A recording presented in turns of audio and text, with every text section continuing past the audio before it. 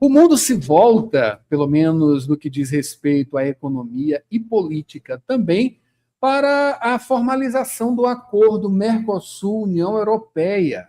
Uma coisa histórica, pode-se dizer, e por isso a gente vai falar com o professor do curso de Economia da Universidade Federal do Maranhão, Luiz Eduardo Simões de Souza, para nos iluminar aqui com alguns aspectos relacionados a esse lance da economia, né, de grande importância para a nossa região aqui, para a América do Sul, e, claro, em especial para o Brasil. Vamos falar também sobre o Maranhão, como é que o Maranhão vai ficar nesses aspectos. Não é isso, professor Luiz Eduardo Simões de Souza? Bom dia, seja bem-vindo aqui ao Rádio Opinião.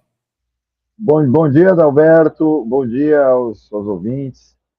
Sempre é um prazer falar com vocês. Olha, eu estava acompanhando aqui o noticiário. Adalberto, você sabe o que significa tântalo? Eu adoro os nomes das operações da Polícia Federal. Sim. Você sabe o que significa tântalo? Eles têm um senso de humor muito bacana. Olha, isso aí instiga a gente a procurar. Eu ainda não procurei, de tão estupefato com toda essa operação, mas incrivelmente não procurei. E o que é que significa, professor? Eu fui. Então, eu vou fazer aqui um trabalho de repórter aqui para você. Ó. Na mitologia grega, o Tântalo foi um mitológico rei da Frígia ou da Lídia, né? Casado com Dione. Ele era filho de Zeus e da princesa Flota, né? Na história dele, conta-se que o Tântalo, ele querendo provocar os deuses, né? Ele roubou os manjares divinos e serviu-lhes a carne do próprio filho Pélope num festim.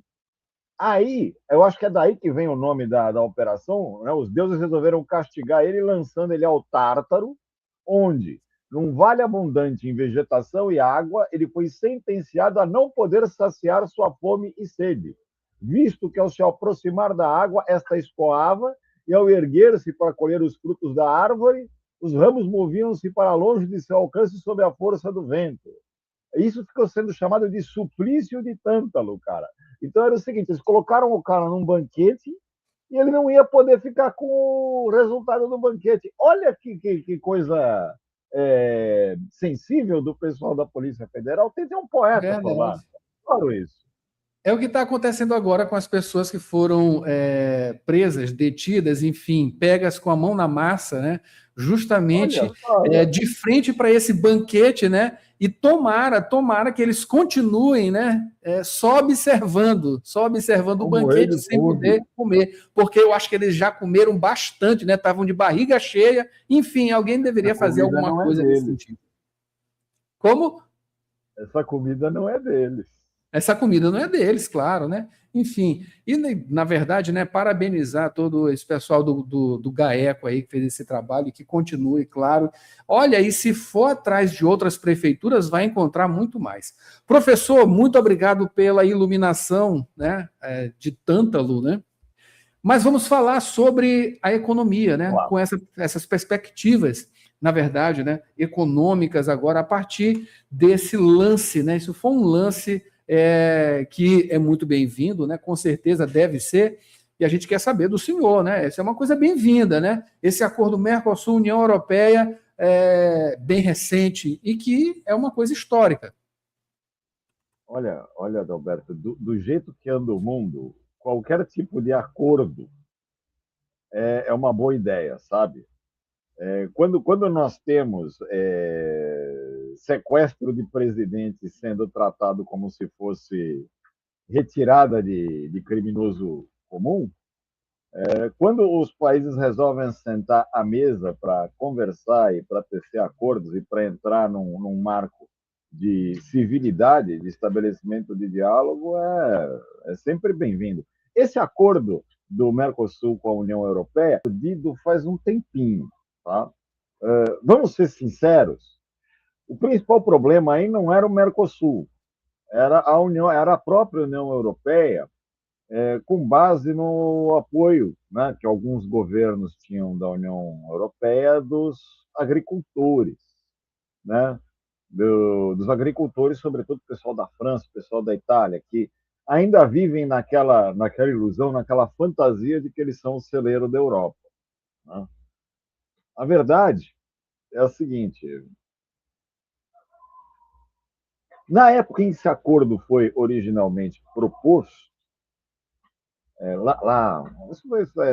essa ideia de acordo ela vem desde a criação dos blocos, mas há uns 10 anos, quando isso começou a ser conversado, a União Europeia era muito mais relevante econômica e geopoliticamente do que ela é hoje. A União Europeia se esvaziou bastante, tanto é que esses dias nós estamos vendo até uma discussão sobre o papel da OTAN, né? Então, o acordo é bem-vindo, existem vantagens comparativas que podem ser reconhecidas no comércio entre Mercosul e União Europeia, em particular entre Brasil e União Europeia, porque o Brasil é um grande jogador nesse acordo, né? Sim, nós temos vantagens, mas não são aquelas mesmas vantagens que a gente diria há uns 10 anos, porque a própria União Europeia se esvaziou bastante em significado econômico, em significado político. Acho que por o Maranhão, que é o que você está me perguntando, que é o que o pessoal gostaria de ver, é interessante? O que vai ter de interessante no acordo? Atenção, atenção, atenção. Talvez existe uma pequena chance, tá bom, gente? Ó, o pessoal que está no supermercado, abriram empórios por aí e tal. Talvez o vinho fique mais barato. Talvez o vinho fique de melhor qualidade, porque o nosso vinho que vem via comércio exterior, ele sofre muito com o transporte. Estão ouvindo isso, pessoal dos supermercados? Vocês transportam muito mal o vinho, vem verdadeiras garrafas de vinagre aqui para a gente. Vocês cobram caro nelas. Agora, com a podem transportá-las melhor e cobrar mais barato, viu? Mas junto com o vinho não vem mais coisas por aí também, não? Sei lá, um queijo, né, para combinar com essa coisa toda. O queijo. Mas, novamente, nós entramos no problema do transporte. Tem muita gente que confunde maturação com estragar o queijo. Sim. Mesmo. Professor, mas o Maranhão aí, claro, por conta aí da sua área portuária, né, entre outros atributos, tendem a ter uma vazão maior em algum aspecto, né, de entrada ou então de saída também. Somos aí um dos mais importantes, né, na nossa malha portuária, digamos assim, temos uma importância grande, né, por conta de a capacidade, né, que a gente tem aqui, enfim, entre outros aspectos. Temos atrativos, digamos assim, para a nossa região aqui, de alguns produtos ou algumas coisas que podem vir a fluir, né, por esses canais. Sim, Adalberto, nós somos um porto importante, nós somos um porto relevante e todos nós ali que de vez em quando vamos lá na litorânea, na Praia do Calhau, olhar o litoral, a gente vê a quantidade de barcos que passam, né? Eu, inclusive, tinha uma brincadeira com uma colega de departamento que a gente ficava... Nosso índice de atividade econômica era olhar os barcos na orla. Opa, os barcos diminuíram. Xiii, cara, esse mês deu ruim, né? Os barcos aumentaram. Quem for olhar atentamente, aí vai ver uma média de... Num período de praia aí de umas 4 horas que a gente pega pela manhã, uns 50, 60 barquinhos passando, viu? O negócio tá movimentado. E isso é muito importante. O nosso porto de Itaqui realmente... Não estou dizendo que ele é mal aproveitado. Atenção, turma do porto de Itaqui, não fiquem ressentidos. Por favor, continuem apoiando os projetos do Programa de Pós-Graduação em Desenvolvimento Socioeconômico, tá? Não peguem ar com a gente, por favor. Mas isso pode ser ampliado, viu? Isso pode ser perfeitamente ampliado, pode ser expandido. E, nesse sentido, estudos e pesquisas são sempre bem-vindos. Professor, o agronegócio ele tende a ser, claro, né, o grande vetor para isso tudo que está acontecendo, né? E que vai acontecer. O senhor falou aí da questão das barreiras, né? Que o pessoal do agronegócio lá da França estava impondo, enfim, dificultando que esse processo todo ele fosse iniciado. Parece que é uma coisa que já foi equacionada e, enfim, a expectativa é de que tenha uma saída também de muitos produtos daqui do nosso país para entrar no mercado europeu, né? E com grandes chances de serem alvissareiros, né? Por conta da qualidade. Estamos hoje em um outro patamar, digamos assim, né? Usando esse termo do futebol, em termos de qualidade de produtos, né? Enfim, mas eles o agronegócio eles adoram as frente. nossas frutas. Como? Eles adoram as nossas frutas, tá? Sim. Tem muita fruta brasileira em mercado europeu e tal. Agora, claro que, atenção, aqui está falando um professor de economia internacional, tá?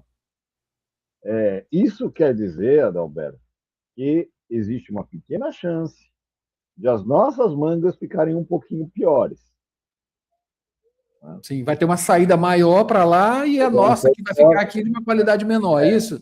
Talvez, né, com essa abertura do comércio, né, com essa ampliação do comércio, a gente tem aí uma pressão para cima dos preços que eu acho que não deve se refletir numa inflação, num aumento do custo de vida, porque ao mesmo tempo nós temos um aumento da renda da renda na região metropolitana, o que aumenta a demanda efetiva. Então, ficar elas por elas. Acho que dá para fazer. É legal, amplia a divisão do trabalho, favorece o crescimento e o desenvolvimento econômico.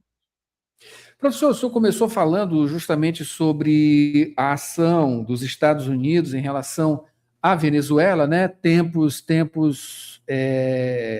obscuros, né? Digamos assim, nesses termos internacionais, né?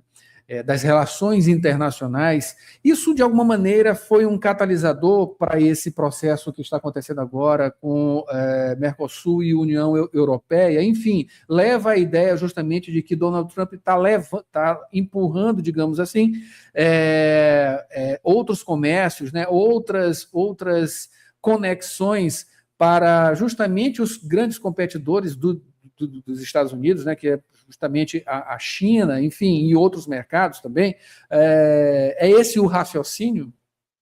Certamente, né? Quando o não adulto está tendo o momento dele de protagonismo na sala, os adultos começam a se entreolhar e conversar entre eles. Eu acho que os agentes que têm uma certa racionalidade não destrutiva no sistema tendem a conversar. Eu acho que isso só está fazendo os adultos da sala conversarem.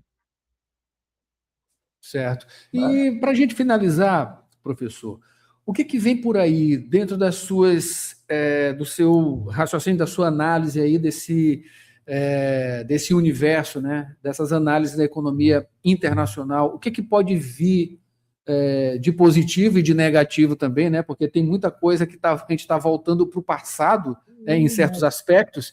Mas o que você vislumbra? O que o senhor vislumbra para esse ano de 2026, né, que vai ser muito importante? Temos eleições aqui, enfim, que tem uma influência também, pode sofrer uma influência exterior, todos esses aspectos também, né, relacionados à política e economia, que estão sempre juntas. Enfim, o que esse ano de 2026 e os próximos anos tendem a nos mostrar? Alberto, você sabe que essas previsões, né? Essas reportagens de previsões que a gente faz no começo do ano, elas só servem para a gente quebrar a cara no final, né? Mas, ó, a gente consegue. Eu não vou fazer aqui que nem aquele pessoal que faz horóscopo e numerologia, que vai dizer vai morrer uma pessoa importante, né? Ou vai acontecer algo que vai mudar. Não vamos fazer isso. Vamos fazer algumas apostas e você que está vendo a gente aí do futuro, né? Ou você que está nos olhando agora e tomando nota para me cobrar depois, fale, isso é chute, tá bom?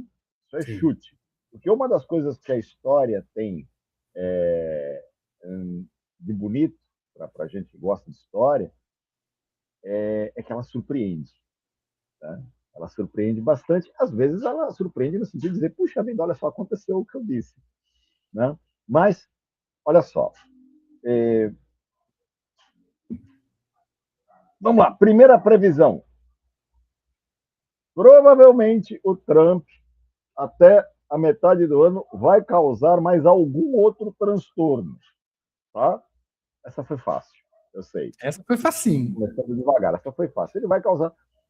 Vai ser na Groenlândia? Vai ser no Irã?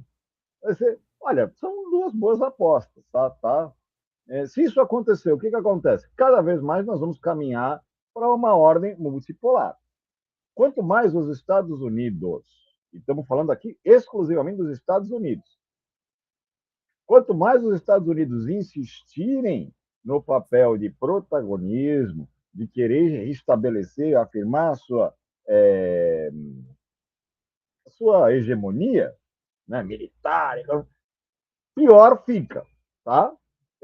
Isso aí está parecendo com aquele cara, para que você só está piorando a situação, né? Ao mesmo tempo, vamos fazer uma conta muito simples, os Estados Unidos têm as famosas midterm elections lá no meio do ano, né?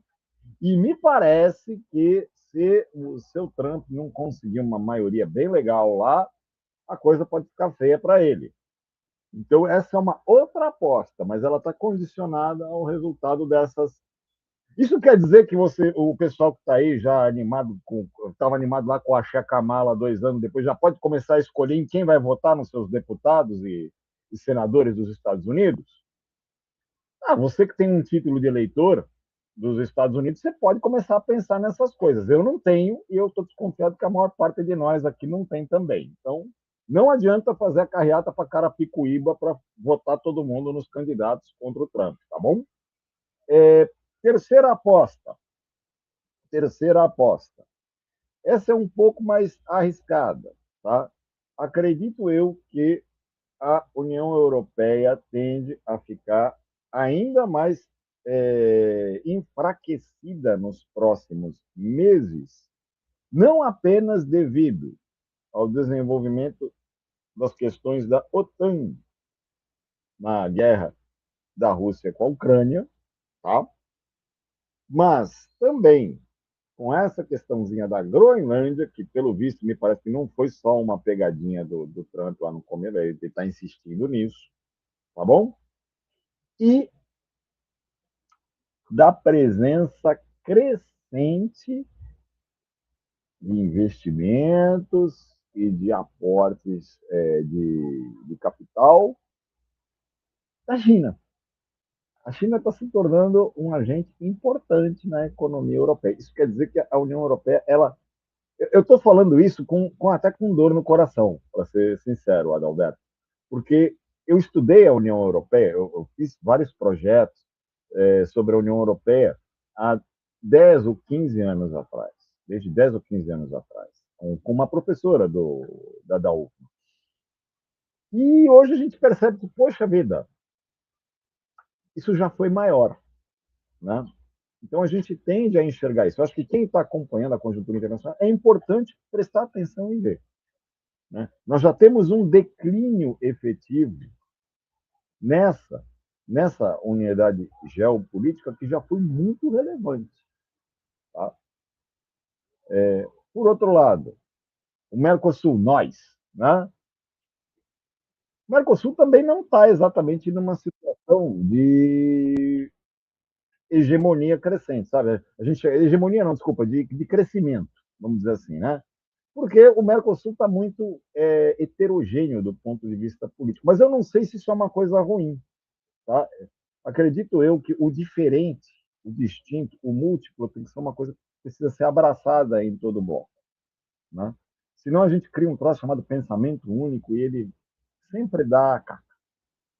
Né? No médio prazo, vamos nem dizer no longo prazo, porque no longo prazo a gente tem sorte. Porque no longo prazo, como diria um famoso economista, todo mundo vai estar morto. Tá? No médio, é onde a gente começa a sentir algumas consequências.